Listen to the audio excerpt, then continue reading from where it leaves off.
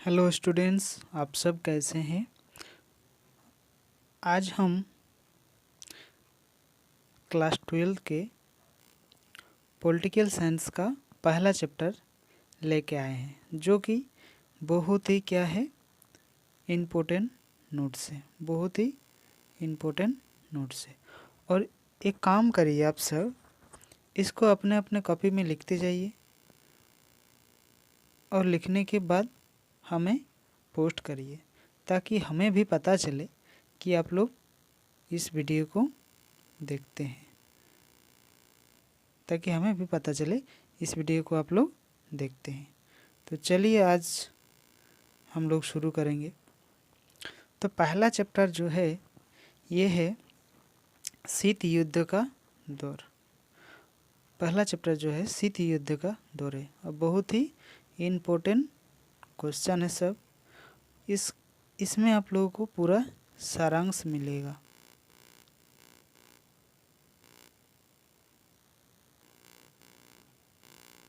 सारांश मिलेगा पूरा चैप्टर का,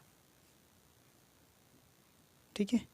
तो चलिए शुरू करते हैं। पहला जो है ये हम लोग शीत युद्ध के बारे में बात करेंगे। तो चलिए हम लोग शीत युद्ध के बारे में अभी बात करने वाले हैं।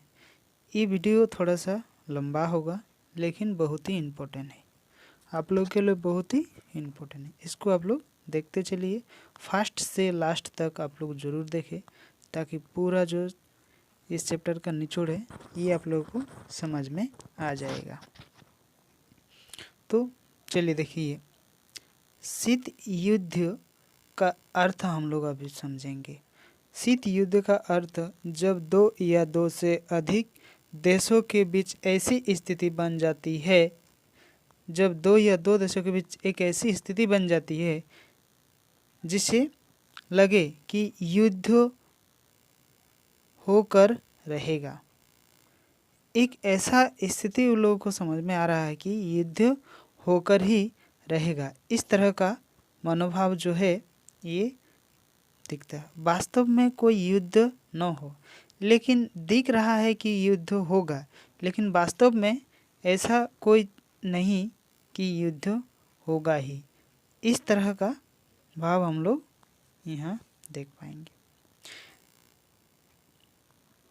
मतलब जैसे कि एक तनाव सा स्थिति हम लोग वहाँ देख पाएंगे, तनाव सा स्थिति हम लोग वहाँ देख पाएंगे, लेकिन वास्तव में कोई अस्त्र और शस्त्र से युद्ध नहीं हो रहा था। ठीक,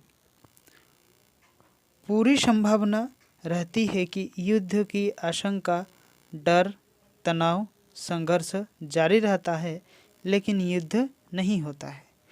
एक स्थिति हम लोग अगर देखेंगे, यानी कि आशंका एक बहुत बड़ी चीज़ है, डर और तनाव और संघर्ष, ये तीन चीज़ जो है ये जारी रहता है, लेकिन वास्तव में क्या है, युद्ध नहीं है।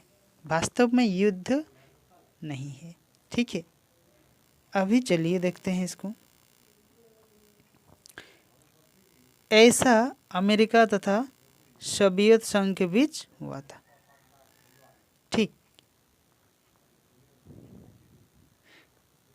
और दोनों जो एक बहुत बड़ा संगठन था, पूरा विश्व को दो हिस्सों में उन लोगों ने अपने अपने कब्जों में ले लिया था, और जो एक सोवियत संघ और एक अमेरिका, ये दोनों गुटों में ये कार्य हो रहा था। अभी हम लोग देखेंगे शीत युद्ध जो है ये 1945 से लेकर 1990 तक चला। 91 में उसका अंत हो गया। 91 में क्या हुआ, उसका अंत हो गया एकदम से, ठीक है।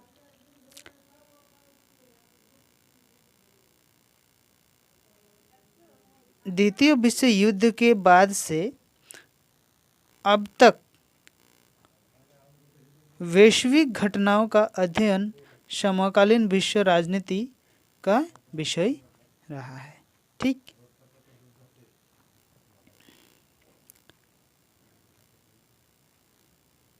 अभी देखिए शीत युद्ध का शुरुआत हम लोग देखेंगे शीत युद्ध का जो है इसका शुरुआत कैसे हुआ। शीत युद्ध का शुरुआत, ठीक, द्वितीय विश्व युद्ध की समाप्ति के साथ ही ये युद्ध शुरू हो गया था पूरा विश्व में, ठीक है।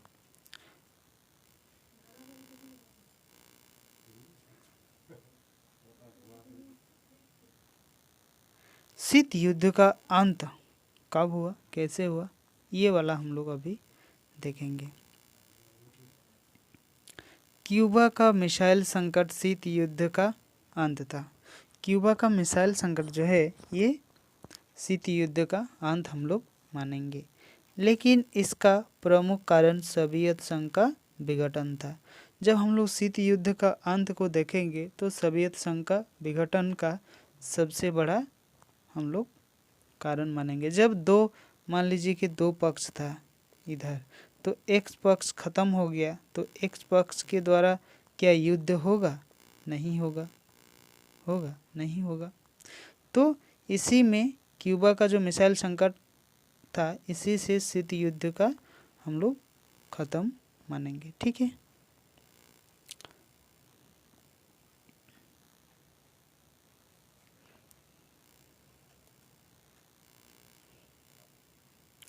अभी देखिए शीत युद्ध का कारण, ये कारण कैसे उत्पन्न हुआ था, ये कारण भी बहुत बड़ा चीज़ है। क्यों मतलब हुआ था शीत युद्ध का जो उत्पन्न, ये तो बहुत ही बड़ा क्वेश्चन है, तो इसको हम लोग अभी देखेंगे। अमेरिका और सोवियत संघ का महाशक्ति बनने की होड़ में एक दूसरे के मुकाबले खड़ा होना शीत युद्ध का कारण बन गया। मतलब पूरा विश्व में अगर कोई एक राज करना चाहता है तो ये कोई सहन नहीं करेगा, ठीक है। तो इसीलिए वो लोग क्या किया, सोवियत संघ ने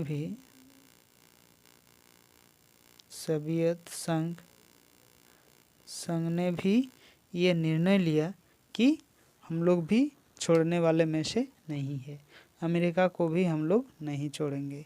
इस तरह से वहाँ हम लोग आगे बढ़ा और ये शीत युद्ध खड़ा हो गया। दूसरा कारण क्या था, दूसरा कारण परमाणु बम से होने वाले विध्वंस की मार झेलना किसी की राष्ट्र के बस में नहीं था। जब इधर से इधर सोवियत, ये हो गया सोवियत, ये हो गया अमेरिका, ठीक है। तो इधर से अगर ये मार पड़ेगा, ये मार पड़ेगा मान लीजिए, फिर इधर से इधर मार पड़ेगा, फिर इधर से इधर मार पड़ेगा, तो क्या होगा, किसी के बस में जो परमाणु बम है इसकी मार झेलना सबसे कठिन होगा, इसकी मार झेलना सबसे कठिन होगा। तभी इन लोगों ने क्या किया, अपना अपना आरोप प्रत्यारोप इधर से इधर और इधर से इधर थोड़ा थोड़ा करके करने लगा। वही इसका शीत युद्ध हुआ। यानी इसको हम लोग दिमागी युद्ध भी इसको हम लोग कह सकते हैं। क्या कह सकते हैं, दिमागी युद्ध, दिमागी युद्ध भी हम लोग इसको कह सकते हैं, ठीक है।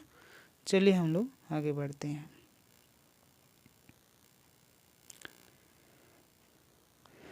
और ये भी कारण था, एक दूसरे के मुकाबले जो हम लोग देखेंगे, एक दूसरे के उस्कावे के बावजूद भी कोई ऐसा राष्ट्र नागरिक का युद्ध की मार नहीं देखना चाहता। और मतलब इधर से कोई राष्ट्र इधर उस्का दिया, फिर इधर से इधर, फिर इधर से इधर, तो भी ये लोग नहीं चाहता कि हम लोग इस तरह का लड़ाई लड़ सके या लड़ाई लड़े। हम लोग जैसा हम लोग चल रहा है वैसे ही हम लोग करेंगे, इससे दूसरा हम लोग नहीं करेंगे। इस तरह से शुरू हुआ। दोनों राष्ट्रों के बीच गहन प्रतिद्वंदिता रही। दोनों राष्ट्रों के बीच क्या रहा, इधर सोवियत हो गया, इधर अमेरिका हो गया, तो दोनों राष्ट्रों के बीच क्या हुआ, बहुत गहन प्रतिद्वंदिता। प्रतिद्वंदी का मतलब होता है जैसे इधर से आरोप लगा दिया इधर, तो ये लोग भी नहीं छोड़ेगा ना इधर, तो इधर भी ये लोग भी आरोप देते रहेगा, मतलब बारी बारी से होते रहा। और ये कितना दिन तक चला, 1945 से 1991 तक। ठीक, इतना दिन तक ये युद्ध इसी तरह से आगे बढ़ने लगा। चलिए इसको हम लोग अभी देखते हैं। देखिए ये क्या है, शीत युद्ध एक विचारधारा की लड़ाई थी। ये एक विचारधारा की लड़ाई भी हम लोग इसे कह सकते हैं। विचारधारा का लड़ाई मतलब मत में अंतर, मत में अंतर। ठीक है, मत में अंतर भी हम लोग इसे कह सकते हैं। एक जैसा मत नहीं देखने को यहाँ मिला था, इसीलिए दो पक्ष हुआ और दो पक्ष अपना अपना कब्जा करने के लिए ये लोग चाहते थे। देखिए अमेरिका और सोवियत संघ के बीच ये क्या हुआ, विचारधाराओं की लड़ाई से तात्पर्य है कि दुनिया में आर्थिक, सामाजिक और जीवन को सूत्रबद्ध करने का सबसे बड़ा एक कारण था। यानी कि आर्थिक रूप से भी, सामाजिक जीवन के रूप से भी, और एक सूत्र में बांधने की जो एक प्रक्रिया था, इसमें भी इस तरह का कार्य इसे देखने को मिला था। चलिए हम लोग आगे देखते हैं। सामाजिक सूत्र में बांधने का सबसे अच्छा सिद्धांत कौन सा है, मतलब इस चीज़ से वो लोग ये करने लगे थे। ठीक है, देखिए अमेरिका ऐसा मानता था कि पूंजीवादी अर्थव्यवस्था दुनिया के लिए बेहतर है। जो पूंजीवादी अर्थव्यवस्था है ये दुनिया के लिए, यानी कि पूरा विश्व के लिए बहुत ही अच्छा है। ठीक है, पूरा विश्व के लिए बहुत ही अच्छा है। जबकि सोवियत संघ मानता था कि समाजवादी, साम्यवादी और अर्थव्यवस्था बेहतर है। मतलब दोनों के अंदर हम लोग देखेंगे तो एक तरफ हो गया पूंजीवादी विचारधारा और इधर हो गया, मान लीजिए इधर हो गया साम्यवादी, समाजवादी और अर्थव्यवस्थावादी। इस तीन चीज़ हो गया एक तरफ सोवियत संघ की तरफ, और एक तरफ हो गया पूंजीवादी, अकेला कौन, अमेरिका। तो यही विचारधारा के चलते ये लड़ाई जो है बहुत बढ़ने लगा। मतलब जैसे मान लीजिए कोई परिवार होता है, परिवार में मान लीजिए 2 या 5 आदमी रहता है, तो उसमें आधा का मत अलग होगा और आधा का मत अलग होगा, तो उसमें कोई तरह का जो मोड़ मिटाव है ये नहीं, संतुलन नहीं होगा। तो उसमें सभी को एक जैसा मत करना होगा, तभी ये संतुलन हो सकेगा। तो इस तरह का भाव यहाँ देखने को नहीं मिला था। दोनों तरफ दो तरह का मत जो है ये देखने को मिला था। दोनों तरफ दो तरह का मत जो है ये देखने को मिला था। दोनों तरफ दो मत। ठीक है, तो इसीलिए ये समस्या जो है बढ़ने लगा और शीत युद्ध का शुरुआत इसी से हो गया। ठीक है, समझ में आया? कोई समझ में नहीं आता है तो उसको आप लोग कमेंट्स करके लिख सकते हैं, उसको हम अच्छे से समझा देंगे। ठीक है, चलिए आगे बढ़ते हैं। देखिए अभी हम लोग आएंगे समाजवाद। क्या है? समाजवाद है। ठीक है, देखिए सारी व्यवस्था सरकार के हाथ में होती है। समाजवाद में क्या होता है, सारी जो व्यवस्था होती है ये सरकार के हाथ में होती है। ठीक है, निजी व्यवस्था का विरोध होता है। इसमें निजी अर्थव्यवस्था जो है इसमें उसका विरोध होती रहती है। ठीक है, एक तरफ होता है सरकार, दूसरी तरफ होता है निजी व्यवस्था। ठीक है, ये हैंड राइटिंग इसमें ठीक नहीं हो रहा है। ठीक है, चलिए काम चल जाएगा। अभी हम लोग देखेंगे इसे। देखिए, हम लोग अगर देखेंगे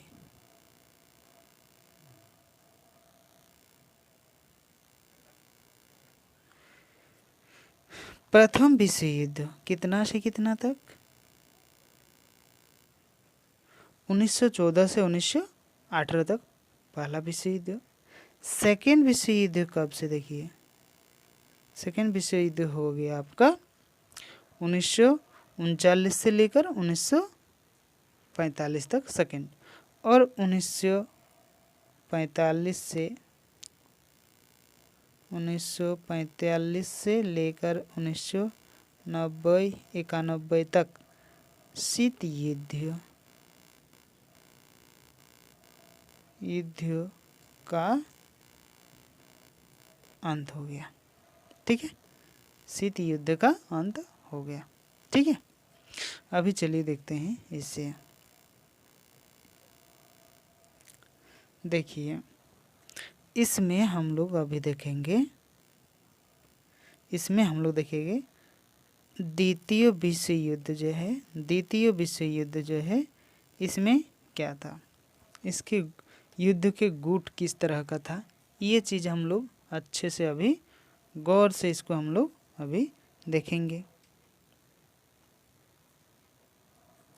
ठीक है, देखिए, मित्र राष्ट्र द्वितीय विश्व युद्ध में सोवियत संघ, फ्रांस, ब्रिटेन, संयुक्त राज्य अमेरिका को विजय मिली।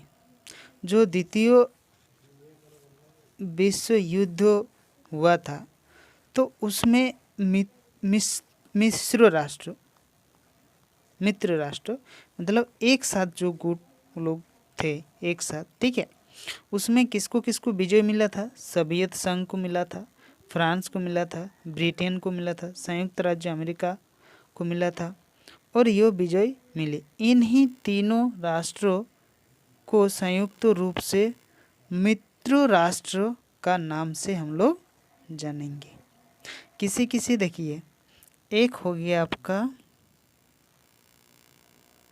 ये, एक हो गया आपका ये, और एक हो गया आपका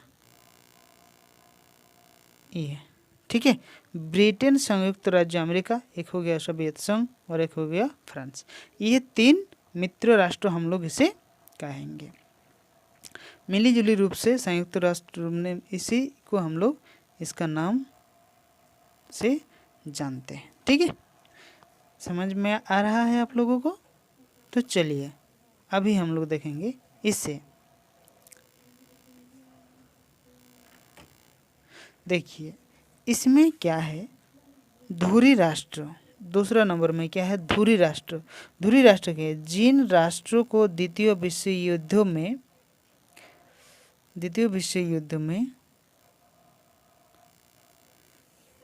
क्या हुआ, देखिए, द्वितीय विश्व युद्ध में उन लोगों को क्या हुआ, हार का सामना करना पड़ा, जिन्हें धुरी राष्ट्र के नाम से हम लोग जानेंगे। इसमें कौन कौन था? तीन था इसमें भी, देखिए आप लोग, 1, 2 और 1 हो गया 3। यानी कि हम लोग अगर देखेंगे इसे तो जर्मनी, जापान और इटली, ये तीन राष्ट्र जो है ये धुरी राष्ट्र है। तो यहाँ हम लोग थोड़ा बहुत समझेंगे। चलिए समझते हैं थोड़ा, जो कि क्या आ गया, देखिए,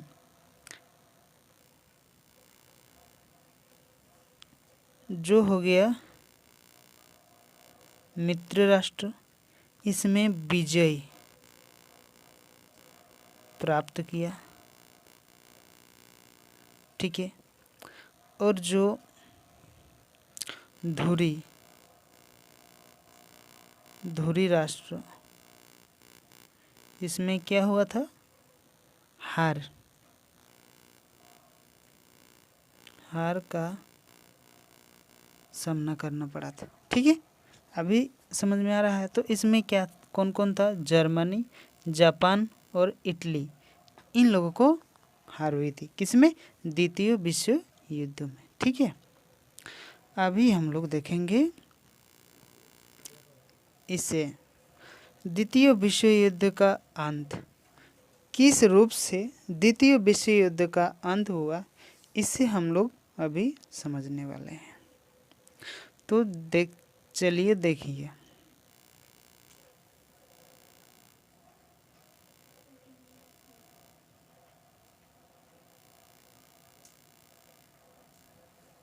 चलिए, द्वितीय विश्व युद्ध का अंत अगस्त 1945 में हुआ।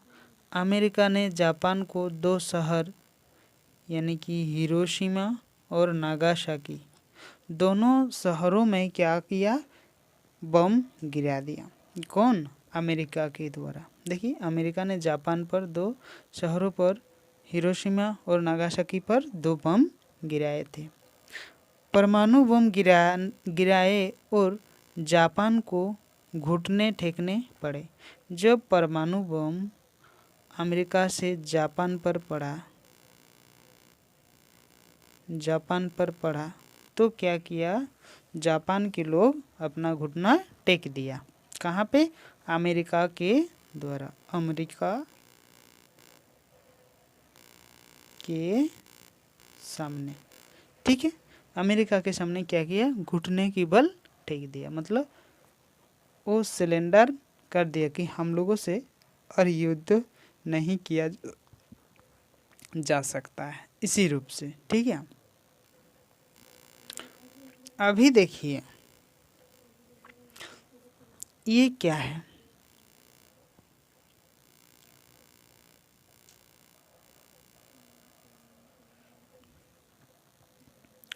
देखो, बोमों के कूट नाम, जो बम थे उसका कूट नाम क्या है? Little by. Little by. ठीक है, एक हो गया लिटिल बाई, ठीक हो गया। दूसरा जो है ये फैटमैन। दूसरा कौन सा है? फैटमैन है। ये जो बमों की क्षमता था, ये कितनी की थे? देखो, बमों की क्षमता 15 से 21 टन। 15 से 21 टन इसका वजन था। ठीक, अभी देखिए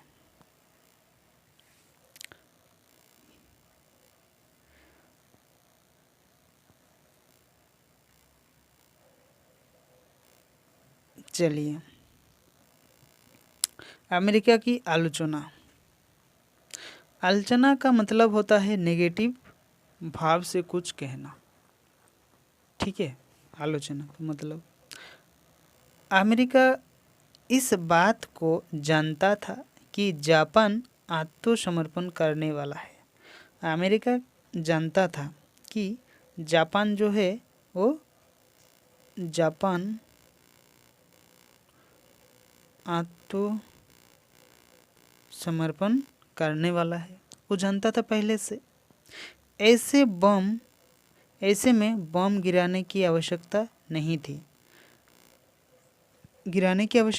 थी। ठीक है, जब तब भी गिरा दिया तो उसका आलोचना आने लगा। मतलब उसका नेगेटिव पॉइंट जो है वो धीरे धीरे आगे बढ़ने लगा। ये सभी राष्ट्र ये कहने लगा कि जब वो घुटने टेकने वाले ही थे तो क्यों इस तरह का बम उसके ऊपर फेंका गया। इस तरह से उसका आलोचना जो है ये बढ़ने लगा।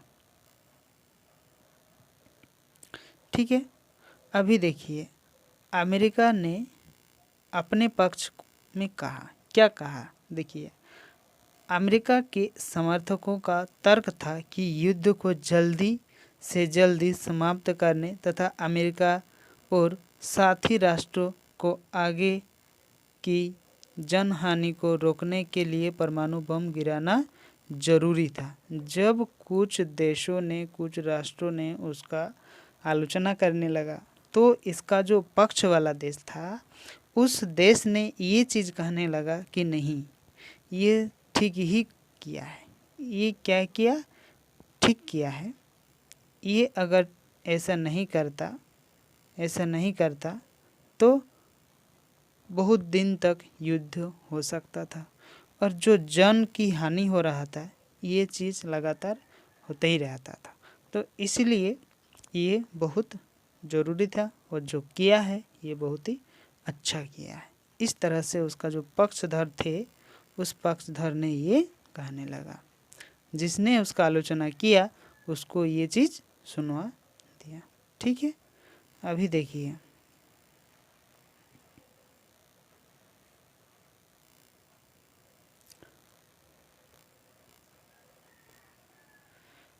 अभी हम लोग देखेंगे इसका रूप। हमले के पीछे उद्देश्य, क्या उद्देश्य था? वह सोवियत संघ के सामने यह भी हाजिर कहना चाहता था कि अमेरिका ही सबसे बड़ी ताकतवर है और जो उसके सामने एक दूसरे पक्ष का था सोवियत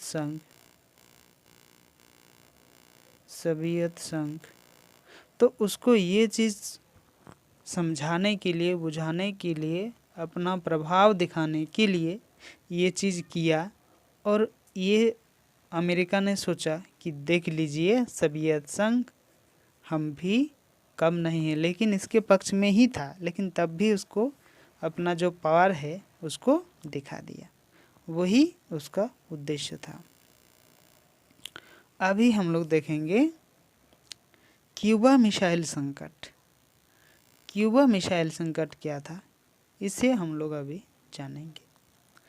क्यूबा एक छोटा सा द्वीप देश जो कि अमेरिका के तट से लगा है।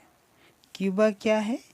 एक छोटा सा द्वीप देश है जो अमेरिका के तट से सटा हुआ है। ठीक है, यह नज़दीक तो अमेरिका के है लेकिन क्यूबा का जुड़वा सोवियत से था। अमेरिका जब ये हो गया आपका अमेरिका, ठीक है, तो अमेरिका में तो उसका प्रभाव मतलब उसके सामने था ही, लेकिन उसका जुड़ाव था वो किससे था? सोवियत संघ से था। सोवियत संघ के साथ उसका जुड़ाव था, मतलब लगाव था। और सोवियत संघ उसे वित्तीय सहायता देता था। और सोवियत संघ क्या करता था, जब उसका स्थिति गंभीर होता था यानी कि आर्थिक स्थिति, तो सोवियत संघ उसका सहायता प्रदान करता था पूरी तरह से। यही इसका एक बड़ा उद्देश्य था। अभी देखिए सोवियत संघ के नेता निकिता क्रुश्चेव ने क्यूबा को रूस के सैनिक अड्डे के रूप में बदलने का फैसला किया। और एक निकिता ने क्या किया, देखिए सोवियत के नेता थे, उसने एक काम किया कि नहीं, हम लोग क्या करेंगे, वहाँ जाकर सैनिक अड्डा बनाएंगे, जो कि वो तो अमेरिका से सटा हुआ है, अमेरिका के सामने है, लेकिन वो तो हमारे देश से है। लेकिन हम लोग क्या करते हैं, उससे आर्थिक स्थिति प्रदान करते हैं। तो क्या करेंगे, उस अमेरिका को दिखाने के लिए हम लोग वहाँ एक सैनिक अड्डा खोलेंगे। ठीक है, तो इस तरह से वहाँ इसको खोला गया था। 1962 में उन्हें क्यूबा को रूस के सैनिक अड्डे के रूप में बदल दिया। और 1962 में क्या किया, क्यूबा को सैनिक अड्डा बना लिया। किसने? निकिता ने। किसने बनाया? निकिता ने बना लिया।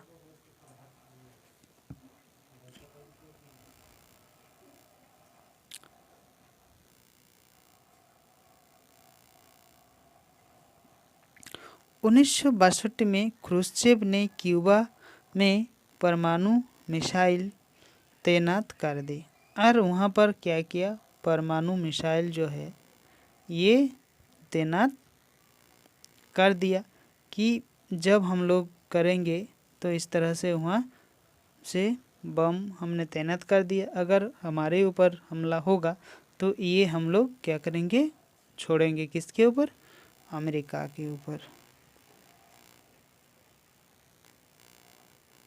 अमेरिका के ऊपर हम लोग छोड़ेंगे। तो इन हथियारों की तैनात से पहली बार क्या हुआ, देखो पहली बार वहाँ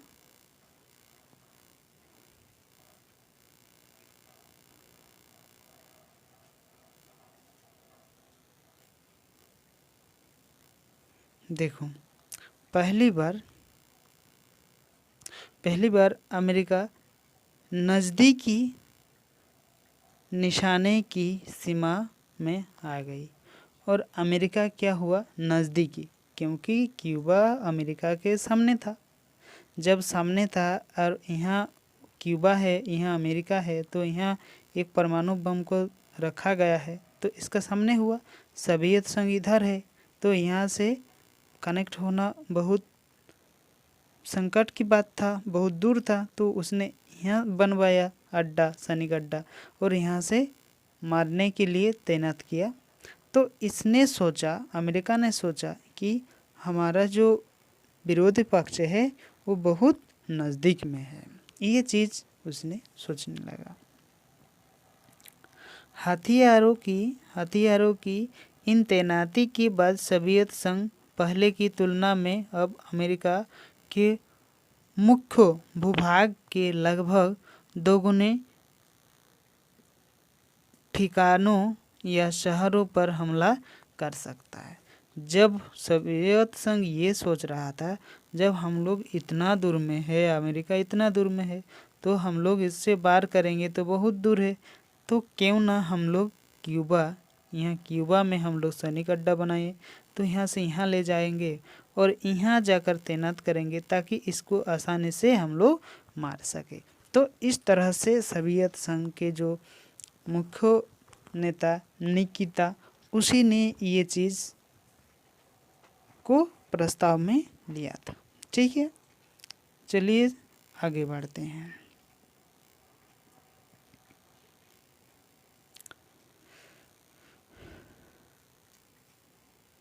देखिए, अमेरिका को इसकी खबर 3 हफ्ते बाद मिला था।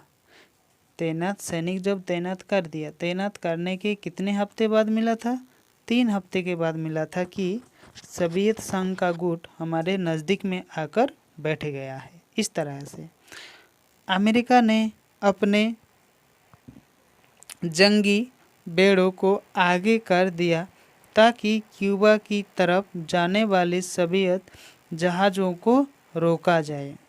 तो क्यूबा, जब अमेरिका ने अपना क्या किया, जंगी बेड़ा जो है ये आगे बढ़ा दिया, मतलब उससे जो रास्ता था उससे लोग, जैसे ये रास्ता है तो ये यहाँ पर वो उसको हम लोग रोक सके, जहाज़ को हम लोग रोक सके। तो इस तरह से वहाँ बेड़ा जो है आगे बढ़ा दिया।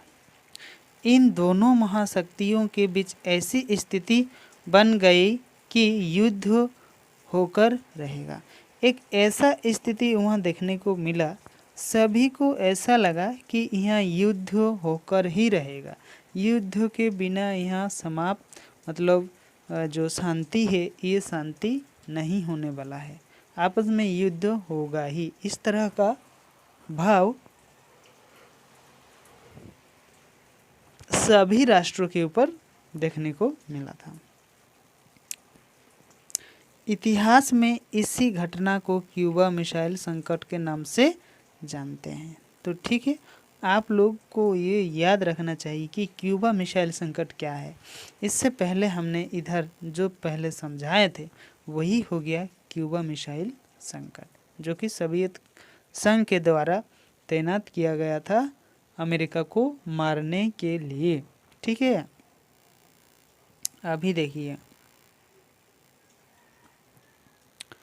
क्यूबा मिसाइल संकट को शीत युद्ध का चरम बिंदु भी कहा जाता है। शीत युद्ध का हम लोग चरम मतलब अंतिम बिंदु भी हम लोग उसे कह सकते हैं, क्योंकि पहली बार दो बड़ी महाशक्ति आमने सामने थी। क्योंकि दो बड़ी शक्ति, इधर एक शक्ति और इधर एक शक्ति आमने सामने थी, तो इसीलिए ये एक अंतिम रूप यहाँ देखने को मिला था। तो देखिए यहाँ हम लोग अभी देखने वाले हैं दो ध्रुवीयता विश्व का आरंभ। किस तरह से दो ध्रुवीय तो विश्व का आरंभ हुआ, इसे अभी हम लोग देखने वाले हैं। ठीक है,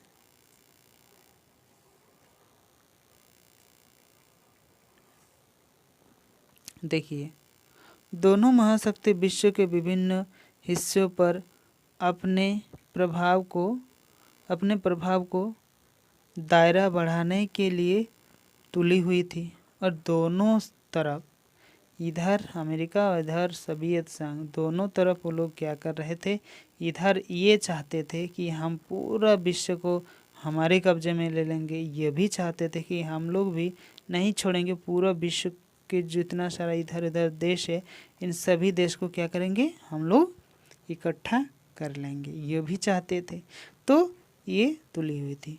दुनिया,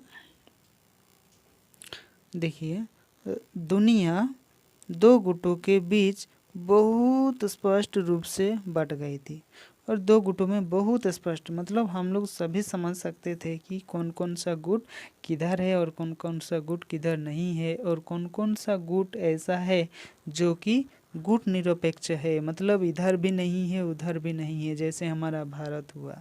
तो इस तरह से ऐसा भी बहुत राष्ट्र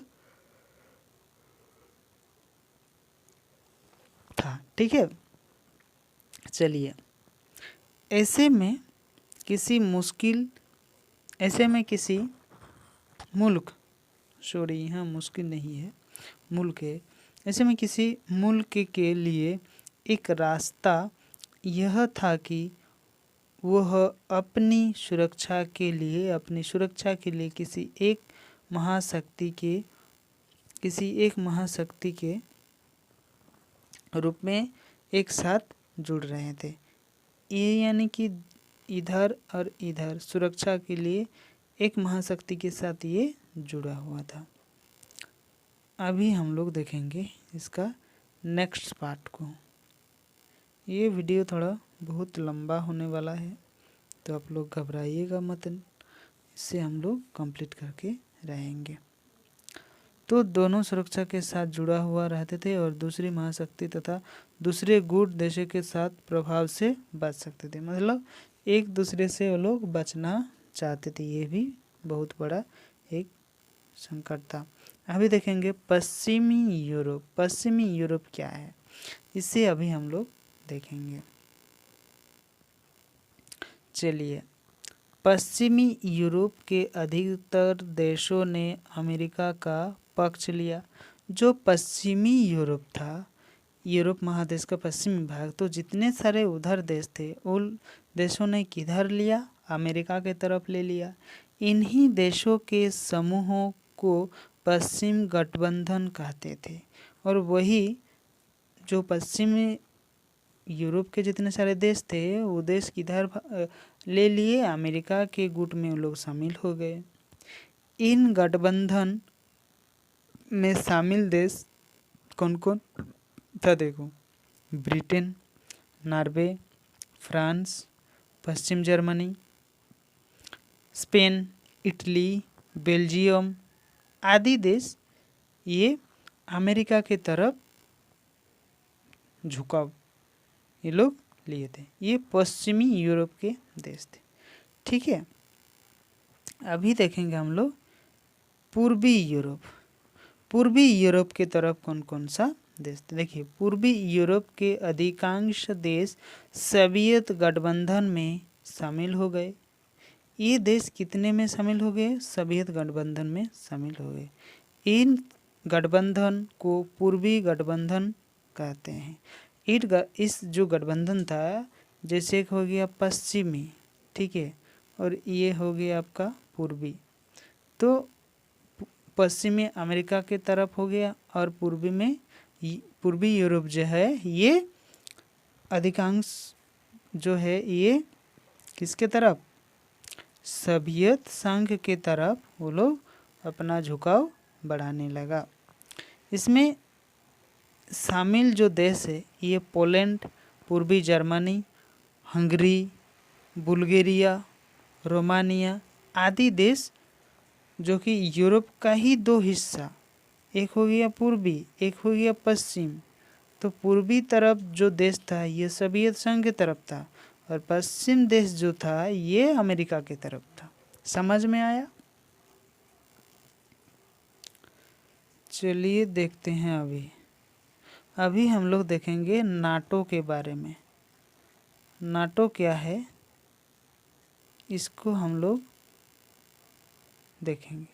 नाटो क्या है इसे अभी हम लोग समझेंगे, ठीक है। तो देखिए नाटो क्या है, पश्चिम गठबंधन, पश्चिम का मतलब अमेरिका तरफ, ठीक है, समझ लीजिए आप लोग, ने संघ को क्या एक गठबंधन संगठन का रूप दिया। संघ मतलब अपना अमेरिका तरफ एक अपना क्या किया, वो लोग अपना एक गठबंधन तैयार किया अपने तरफ, उसका नाम दे दिया नाटो। इसका गठन अप्रैल माह में 1949 ईस्वी को हुआ। यह उत्तर अटलांटिक संधि संगठन नाटो की स्थापना, जो कि 12 देश उसमें शामिल थे। कितने देश शामिल थे? 12 देश जो है उसमें शामिल थे। अभी देखिए इस संगठन का घोषणा की कि उत्तरी अमेरिका अथवा यूरोप इन देशों की जो एक पर भी हमला होगा तो हम लोग सभी समझेंगे या हम लोग सभी उसमें क्या होगा, शामिल होगा। ये हम लोग सभी समझेंगे कि हमारे ऊपर ही ये हमला हुआ है। ये जो नाटो का उद्देश्य था, ये नाटो में यही चीज़ किया गया था, यानी कि 12 देश में से कोई एक देश में हमला हो गया तो सभी समझेंगे कि ये हमारे ऊपर हमला हुआ है।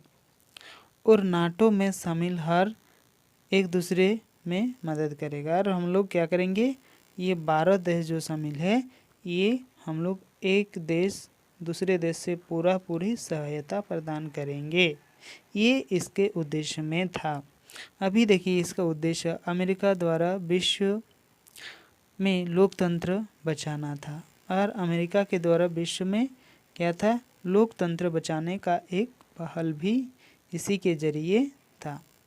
अभी हम लोग देखेंगे वार्सा। ये वार्सा क्या है इसको हम लोग इधर समझेंगे अच्छे से, ठीक है। इधर देखते हैं, चलिए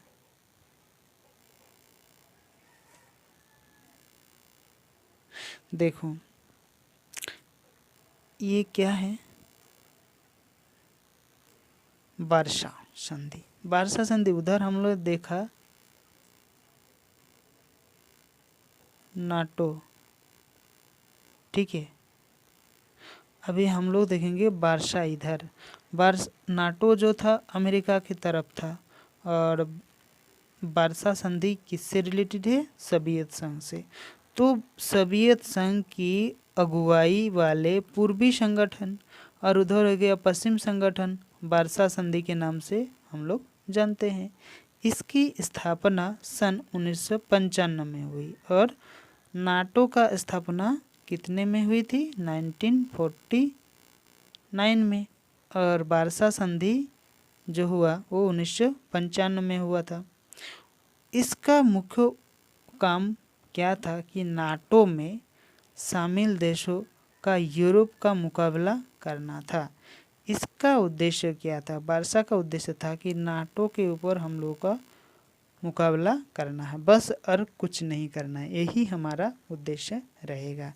ये चीज़ था, ठीक है। अभी हम लोग देखेंगे, अभी हम लोग क्या करेंगे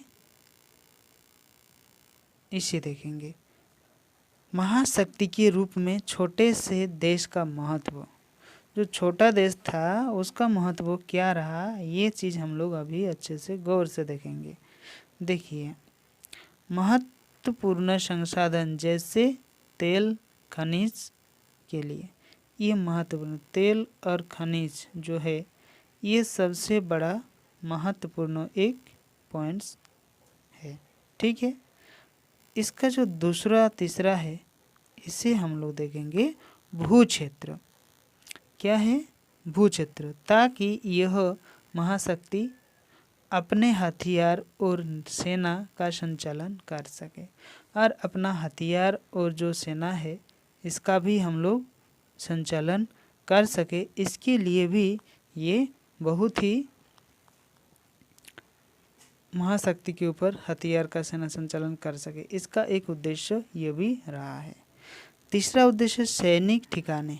सैनिक का जो एक ठिकाना होना सबसे बड़ा जरूरी है, जहाँ से महाशक्ति एक दूसरे की जासूसी कर सके, यानी कि एक जगह से दूसरे जगह से इसका जो आंतरिक भाव होगा ये रहना चाहिए।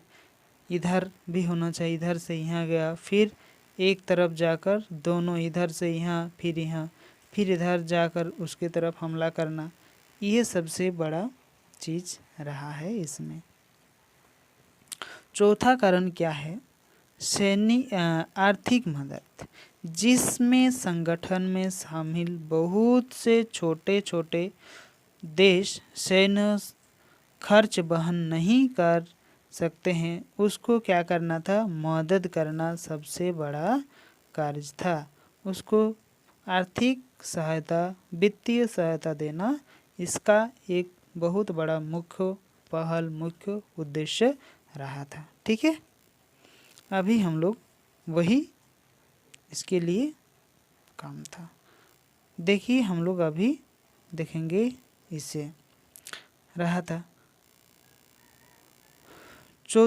पांचवा नंबर में क्या था कि विचारधारा। देखो, विचारधारा जो है, विचारधारा गुट में शामिल देशों निष्ठा से यह संकेत मिलता था कि महाशक्ति विचारों का पारस्परिक युद्ध जीत रही है, यानी कि विचारधारा में पारस्परिक जो युद्ध है में ये लोग क्या चाहते थे कि हम इससे जीतेंगे, इस तरह का मनोभाव जो है ये लोग चाहते थे।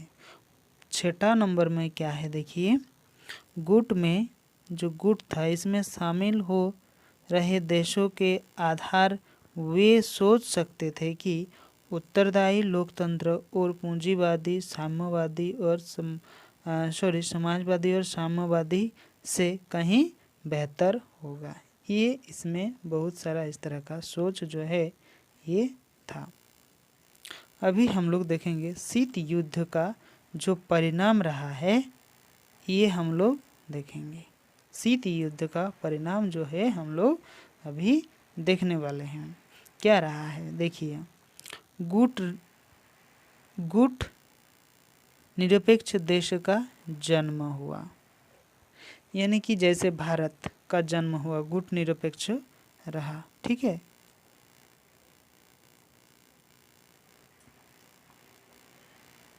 गुट निरपेक्ष रहा है। ठीक है, कैसे? भारत किसी के तरफ नहीं गया था, भारत किसी के तरफ नहीं गया था, ये अपने अपने भाव से थे और दोनों तरफ ये अपना ही समझते थे। दूसरा क्या था? अनेक खूनी लड़ाइयों के बावजूद तीसरे विश्व युद्ध का टल जाना। परिणाम क्या था? जो तीसरा विश्व युद्ध होने वाला था ये चीज़ नहीं हुआ और ये टल गया। अगर शीत युद्ध नहीं होता तो तीसरा विश्व युद्ध अवश्य ही हो जाता, तो ये भी टल गया। तीसरा नंबर में क्या था? अनेक सैन्य संगठन की संधियाँ। बहुत सारा जो सैनिक था उसका संगठन था, ये क्या हुआ? उसका जो इधर उधर था सभी का पता चल गया। सभी का क्या हुआ, पता चल गया कि कौन कहाँ रहता है, कौन क्या नहीं, कौन सा गुट कहाँ काम करता है, इसका सभी जो है पता चल गया। ठीक, अभी हम लोग देखेंगे इसका चौथा पॉइंट, दोनों महाशक्तियों के बीच परमाणु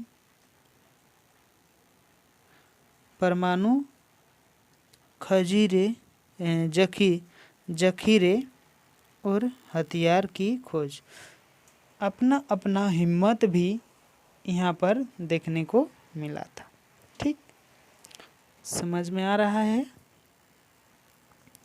अभी हम लोग देखेंगे संदेह हुआ दोनों।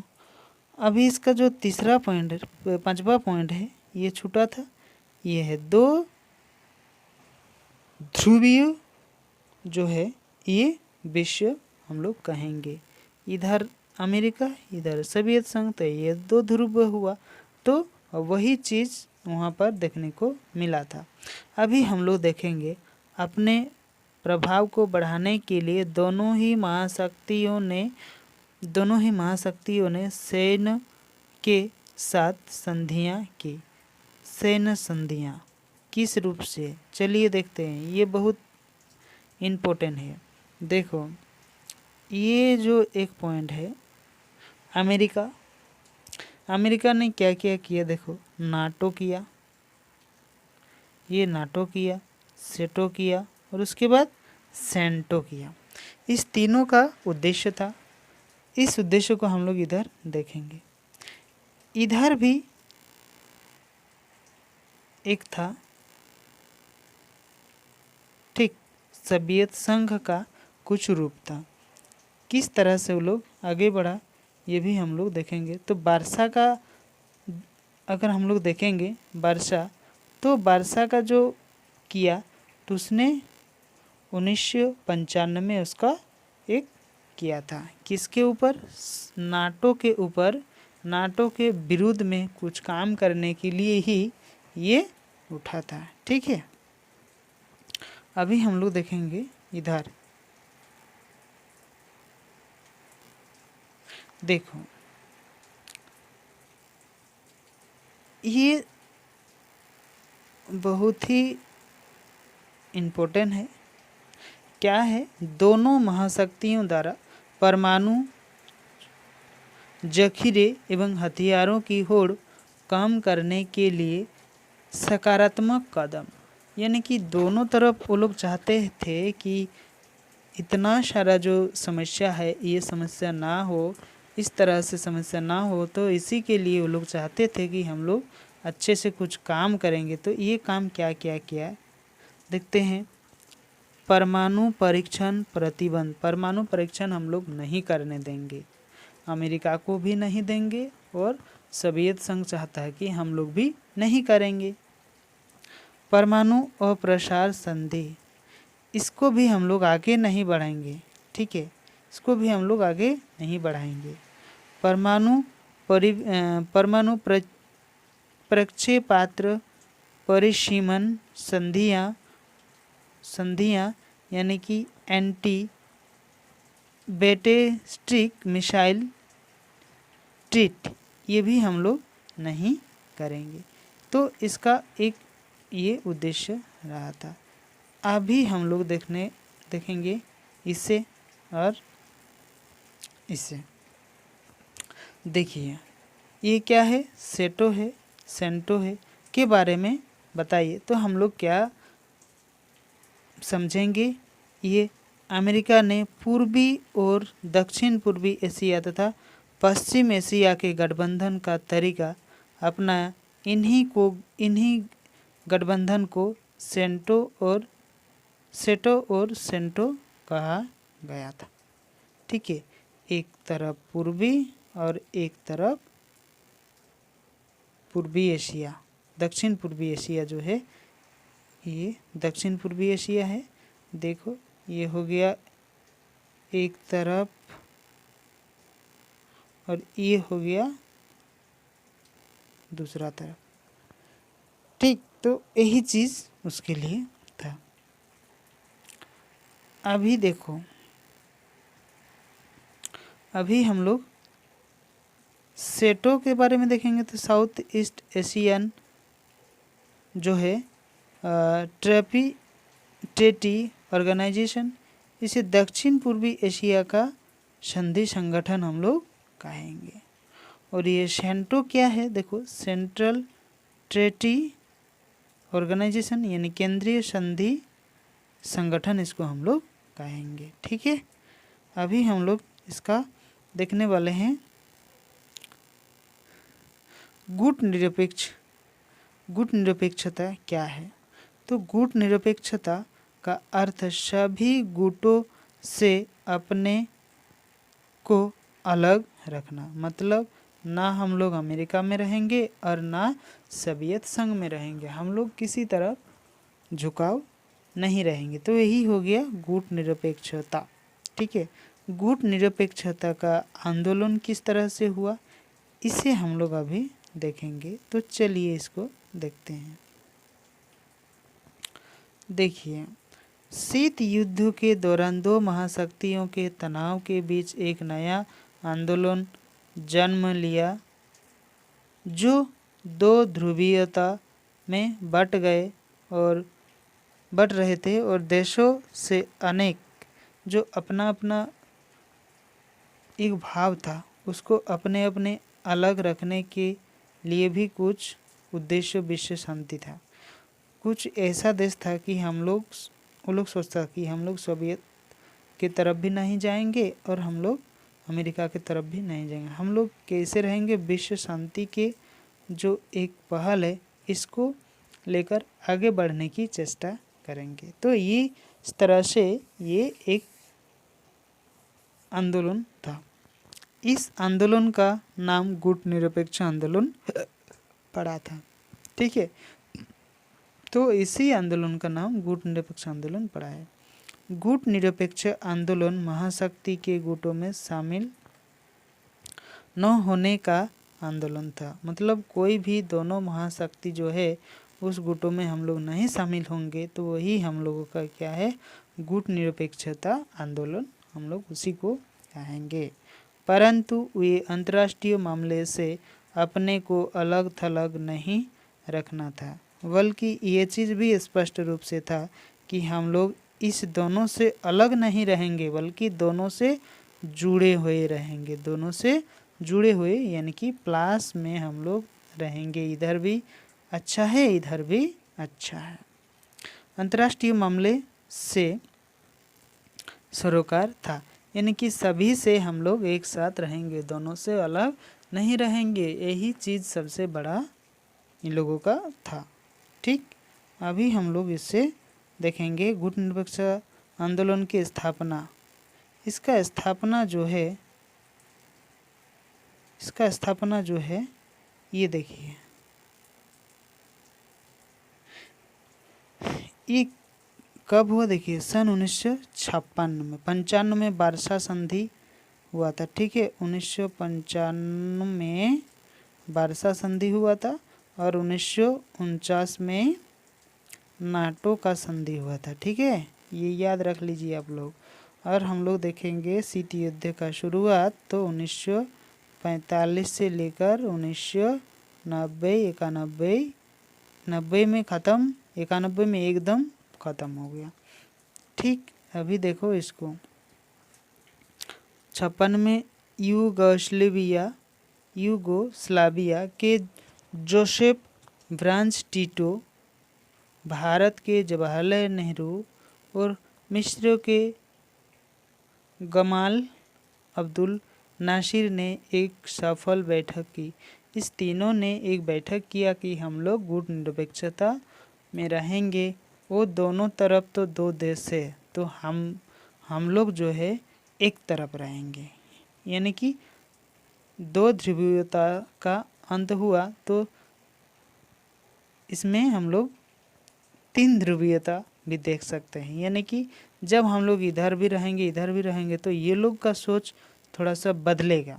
जैसे कैसे ये लोग सोचेगा कि देखिए हम लोग जो है दोनों लड़ रहे हैं, लेकिन विश्व शांति के लिए तीसरा जो गुट है ये आगे बढ़ रहा है। तो हम लोग भी क्या करेंगे ना, धीरे धीरे इसको शिथिल अवस्था में लाएंगे। तो यही तीनों ने मिलकर इसका गठबंधन जो है किया और संगठन को आगे बढ़ाया। इसी को हम लोग कहेंगे गुट निरपेक्ष आंदोलन का जन्म। अभी इसका जो संस्थापक का नेता हम लोग देखेंगे तो इन लोगों में ही देखा जाएगा। पहला है जोसेफ ब्रांच टीटो जो कि यूगोस्लाविया से था। दूसरा देखेंगे जवाहरलाल नेहरू जो कि भारत से था। तीसरा देखेंगे गमाल अब्दुल नासिर, यह मिस्र से था। चौथा देखेंगे तो सुरकर्नो जो कि इंडोनेशिया से था। चौथा देखेंगे हम लोग तो बामे एनक्रुमा जो कि घाना से था। तो ये सभी क्या था, ये संस्थापक के नेता के नाम है। ये आप लोग लिख के जरूर इसे भेजिए। प्रथम हम लोग देखेंगे प्रथम गुट निरपेक्ष सम्मेलन तो कब हुआ था, 1961 में बेलग्रेड में हुआ था। और इसमें कितना सदस्य था, 25 सदस्य शामिल था। ठीक है, चलिए इसका नेक्स्ट देखते हैं।